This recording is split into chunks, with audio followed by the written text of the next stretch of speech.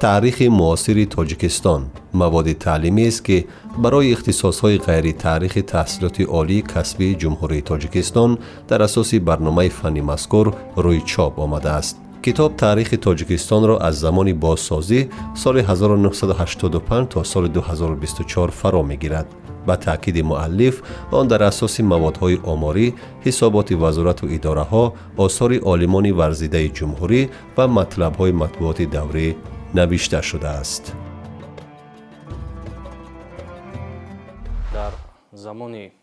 صاحب استقلالی توجه حکومت جمهوری تاجیکستان خاصتا پیشوای معظم ملت محترم امام علی رحمان با آموزش تاریخ خلق تاجیک خیلی روشن به نظر می رسد، زیرا که صاحب استقلالی برای ما بسیار امکانیت ها داد که در روند آموختن تاریخ خود از دید نو مورد تحقیق آموزش قرار داده باشیم و مثلا توجه پیشوای ملت به آموزش تاریخ در اثرهای خود پیشوای ملت محترم امام علی رحمان روشن به نظر می رسد و ما که در مکتب عالی با دانشجویان درس میگیم که آن نام دارد تاریخ معاصر تاجیکستان که این به واسطه در بر میگیرد روند دوره تاریخ معاصر تاجیکستان را که از سال 1985 و تا امروز را فرا میگیرد و ما در روند آماده کردن کتاب درسی خود ما کوشش کردیم که برای دانشجویان و خاصتا برای هواداران علم تاریخ آماده کردیم که نام دارد تاریخ معاصر تاجیکستان که از سال 1985 تا سال 2024 در بر میگیرد که در سال 2024 این کتاب روی چاپ آمده است و در مقدمه این کتاب روند دوره تاریخ معاصر تاجیکستان در زمان صاحب استقلالی توجه مثلا پیشوای ملت به آموزش تاریخ و دیگر سمت‌های مهمی این کتاب آورده شده است و بارها پیشوای ملت محترم امام علی رحمان در پیام‌های خود با مجلس عالی مثلا در پیام امسال خود با مجلس عالی نسبت آماده کردن کادرهای بلند اختصاص مخصوصا چاپ کتاب‌های درسی در روند آماده کردن متخصصان ساحه گفته گذاشتند و ما این اقدام را پیش گرفتیم و کوشش کردیم که این کتاب درسی خود را روی چاپ آورده باشیم که در این کتاب دستاوردهای زمان صاحب استقلالی ما موفقیت و رشد و پیشرفت و آبادکاری و سازندگی هایی که در زمان صاحب استقلالی ملت تاجیک با آن صاحب گشت ما در این کتاب آن را آوردیم. بله، همان گونه که اشاره کرده مؤلف ضمن تهیه کتاب مذکور از سرچشمه‌های زیاد استفاده کرده یک تالیفات کاملی را به وجود آورده است که خیلی مهم و در عین حال ضروری می باشد. در روند آماده کردن این کتاب یعنی که کتاب تاریخ معاصر تاجیکستان ما از بسیار سرچشمه ها و منبع های تاریخی استفاده نمودیم مخصوصا از اثرهای پیشوای معظم ملت محترم امام علی رحمان در روند آماده کردن این کتاب استفاده بردیم مخصوصا کتاب پیشوای ملت افقهای استقلال که به واسطه زمان صاحب استقلالی ما و شما را در بر میگیرد در روند آماده کردن این کتاب از آن استفاده بردیم همچنین از کتاب های عالمان دیگر مثلا نماز حاتموف، حکیموف، عبدالفتاح شریفزاده که به واسطه در این سمت دوره هم بسیار کتاب ها روی چاپ آورده است و باز هم در روند مستحکم شدن این کتاب ما از حسابات های خودی وزارت ها که هر 6 ماه پس میدهند از آن هم استفاده بردیم یعنی که در مجموع ما کوشش کردیم که یک مواد خیلی مهم و خیلی اهمیتناک که در آن دستاوردهای پوره زمان صاحب استقلالی ما دیده باشد در این کتاب روی چاپ آوردیم و هر یک موضوعی که ما در این کتاب آماده کردیم برای خواننده سراول در آن روی خط ادبیاتی آن را دادیم که در آن ادبیات‌های علمی و دیگر استفاده بودگی و باز در پایان مطبوعات دوره گفته از آن گازیت و ژورنال و مجله هایی که هر روز در سمت دستاوردهای جمهوری تاجیکستان صاحب استقلال روی چاپ می شوند дар он истифода бурдем ва дар рӯйхати адабиёт ҳар як мавзӯи мо дорои рӯйхати адабиёт мебошад ки хонанда агар хоҳад ки ҳар як мавзӯъро боз дар алоҳидагӣ бо пурратару васеътар аз он истифода барад, метавонад ки аз рӯйхати адабиёт истифода барад ва боз дар он ҷо маълумотҳои хеле зиёдро пайдо карда метавонад. таҳия ва нашри китоб кори саҳлу соддаи нест. он аз муҳаққиқ дониши баланд, зеҳни қавӣ ва талошу ғайрати зиёд талаб мекунад. агар чунин зарфиятҳо набошад, муҳаққиқ наметавонад соҳиб китоб бошад. барои худи як муҳаққиқ вақт аҳамияти хеле калон дорад барои омода кардани китоб. мо давоми қариб 4-5 моҳ дар китобхонаи миллӣ вақти худамро мегузарондам барои ҷамъоварӣ кардани маводҳо ва манбаъҳо ва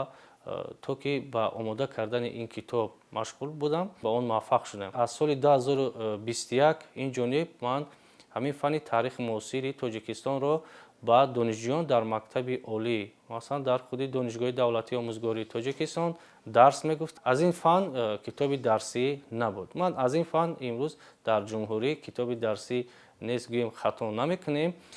ва ҳатто аз ҷониби устодон ва махсусан мудири кафедра монам супориш дода шуд ки бояд як китоби дарсӣ омода карда шавад ва бо ҳамин мақсад устодон ва мудири кафедра монам ва аҳли устодо дар раванди омода кардани ин китоб ба ман кӯмак карданд. дар раванди омода кардани ин китоб муваффақ шудем. ба қавли саидҷон зубайдуллозода, донистани таърихи гузаштаву имрӯзи миллату давлат вазифаи ҳар фарди бедордили ватан мебошад. хусусан насли навразу ҷавони мо бояд дар аз худ кардани ҳофизаи таърихии миллат канор набошанд. дар замони имрӯзаи ҷаҳонишавӣ омӯхтани таърих махсусан дар боло бардоштани худшиносии миллӣ, боло бардоштани ҳисси ватандӯстӣ насли ҷавон аҳамияти хеле калон дорад ва вақте ки мо ба донишҷӯён ҳар як давраи таърихро дарс гуфта мегузарам ва вақте ки баъди гузаштани дарс шогирдо аксарияти онҳо дар атрофи ман ҷамъ мешаванд, оиди ин масъала ё он масъала савол медиҳанд. аз ин ман фикр мекунам ки имрӯз таваҷҷӯҳи насли имрӯз ба омӯхтани махсусан таърих аҳамияти хеле калон дорад ва дар баробари ман таваҷҷӯҳ доштан муваффақиятҳои мо дар самти омӯхтани таърих масалан таваҷҷӯҳ доштани ҷавонон ҳастанд. боз ман имрӯз ҷавононе ки ба ин масъала дурӣ меҷӯянд ва ин вазифаи ҳар яки мо омӯзгор аст ки бояд ҳамон ҳисси ватандӯстӣ, ҳисси худшиносии миллиро дар раванди дарсҳои худ дар донишҷӯён махсусан дар ҷавонон бедор кунем, то ки таваҷҷӯҳи онҳо ба омӯхтани таърих зиёд шавад. китоби дарсӣ бояд фаҳмо бошад ба худи хонанда, ба худи донишҷӯ, яъне ки як шакле бояд омода карда шавад ки ҳамон хонанда дарк карда тавонад ва барои худи раванди ман дарсҳо. акнун фикр мекунам китоби илмӣ ин ҷиҳатҳои ва илмию таҳқиқу умуман асосу факту рақаму асосҳои вай дорад, ҳам самти илмӣ дорад ва ҳам дар раванди омӯхтан, дар раванди таълим додан аз ин китоб ман ҳаракат кардем ки тавонем ки дар ин самти ин рӯҳияи ватандӯстиву худшиносии миллии ҷавононро тавассути ҳамин китоб, тавассути таълим додани ҳамин фан боло бардошта бошем. ҷолибияти таълифи китоби таърихи муосири Тоҷикистон бо зарфиятҳои бештаре ки дорад, боз дар он зоҳир мешавад ки муаллиф ташаббусҳои ҷаҳонии президенти ҷумҳурии Тоҷикистон, пешвои миллат муҳтарам Эмомалӣ Раҳмонро хеле нозукона ва муфассал баён кардааст.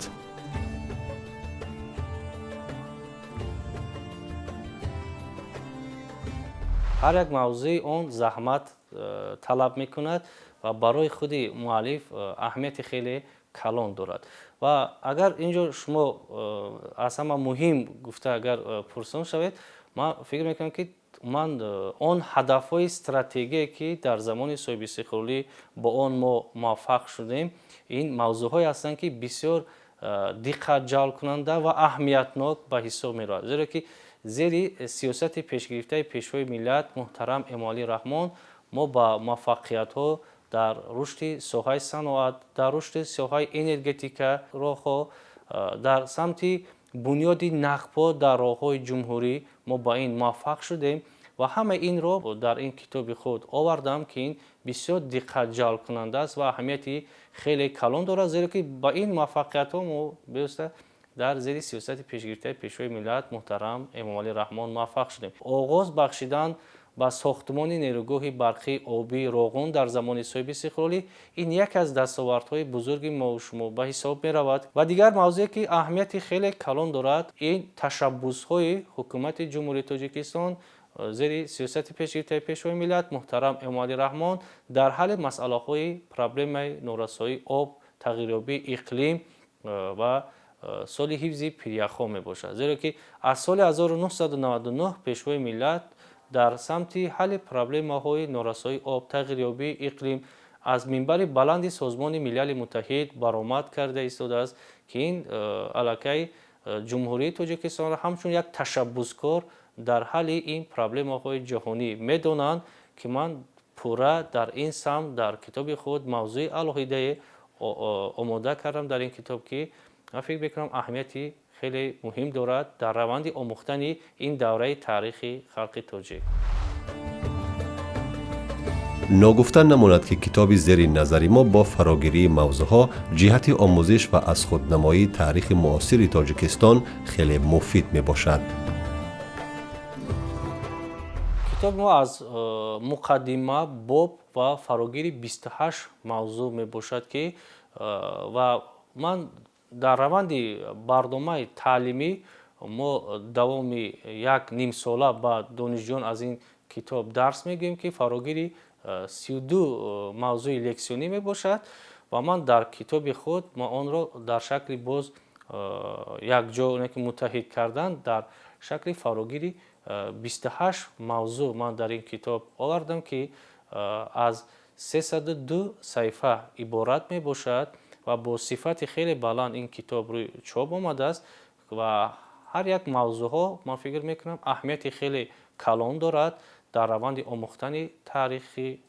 ин давраи халқи тоҷик ва бозам такрор шавад дар баланд бардоштани рӯҳияи худшиносии миллии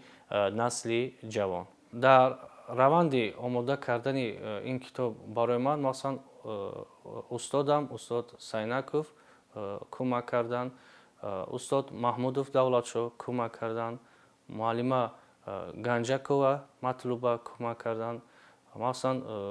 устод Зарипов Насим кӯмак карданд ва дигар устодо дар ҷамъоварии маводҳо, масалан дар даврабандию нақшабандию масалан мавзӯъҳо, ҳар ҳолате ки ман дар раванди навиштани ҳамин китоб ба ягон мушкилиҳо саволҳо рӯбарӯ мешудам, ба ҳамин устодо муроҷиат мекардам ва ин устодо ба ман кӯмак карданд ва аз кӯмаки ин устодо имрӯз ман миннатдор ҳастам ки соҳиби як китоби дарсӣ гардидам. тавре дар муқаддимаи барнома ишора кардем, таърихи муосири Тоҷикистон ҳамчун дастури таълимӣ барои доираи васеъи хонандагон пешбинӣ гардида, ҳатто муҳассилини муассисаҳои таҳсилоти миёнаи умумӣ низ метавонанд фаровон истифода намоянд. ин китоб бо теъдоди 200 нусха рӯи чоп омад ва ман ба хотири оне ки ин китоби дарсӣ аст ва имрӯз ҳам мактабҳои олӣ метавонанд аз ин китоб истифода баранд, донишгоҳ, донишкадаҳо, коллеҷҳо ва ҳам аз ин китоб метавонанд дар самти мактабҳои миёна ҳам низ истифода бурдан мумкин аст, зеро ки масалан хонандагони синфи 11 бевосита аз ҳамин давраи китоб дарс гуфта мегузаранд. ман китоби худро ба китобхонаи миллӣ ба як қатор муассисаҳои олии ҷумҳурӣ ирсол кардам ва масалан ба худи китобхонаи донишгоҳам ва ба дасти хонанда имрӯз китоб расидааст ва боз кӯшиш дорам ки аз ин китоб боз ба муассисаҳои олӣ ва дасти дигар хонандаҳое ки таваҷҷӯҳ ба ҳамин китоб доранд дастрас кунанд. саидҷон зубайдуллозода дар радифи китоби таърихи муосири тоҷикистон таълифоти дигар низ доранд.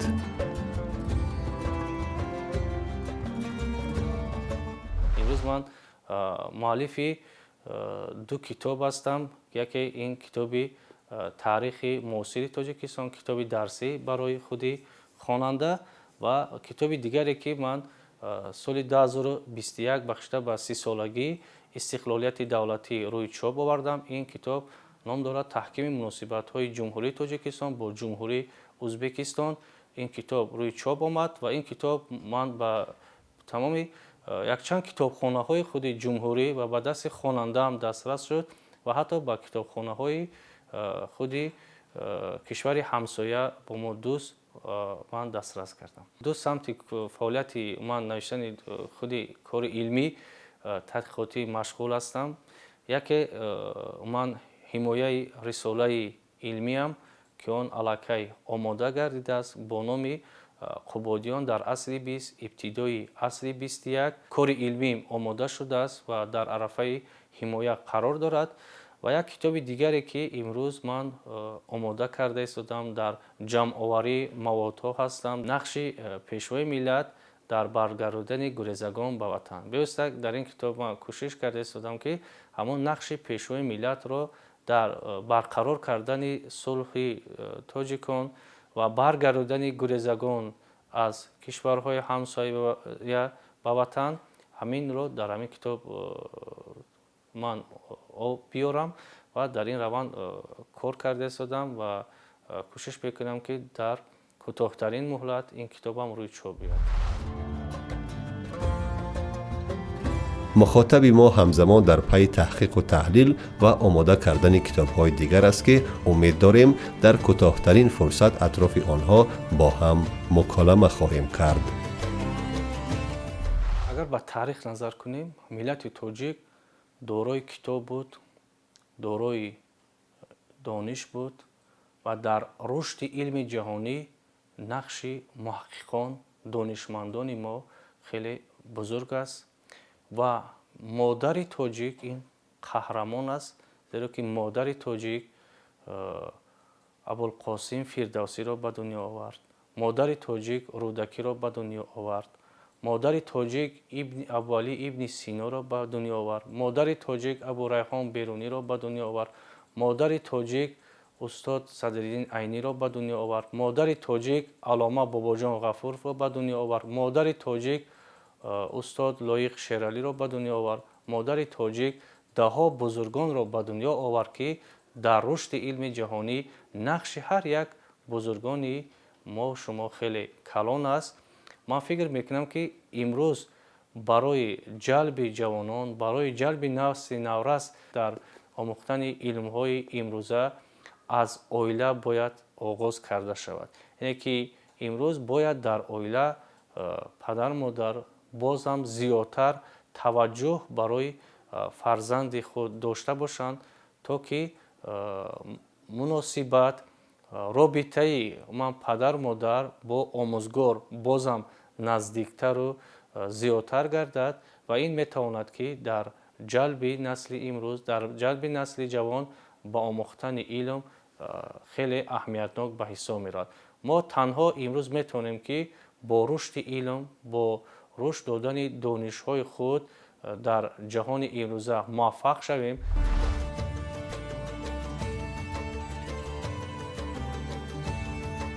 воқеан мо бо сабаби омӯхтани таърих метавонем арзишҳои фарҳангиву сиёсии гузаштаву имрӯзро дарк кунем ва барои насли оянда мақсади дуруст ва маънавӣ боқӣ гузорем. ва бояд гуфт ки китоби таърихи муосири тоҷикистони саидҷон зубайдуллозода ҷиҳати омӯзиш ва аз худкунии таърихи навини кишвар мусоидати фаъол хоҳад кард.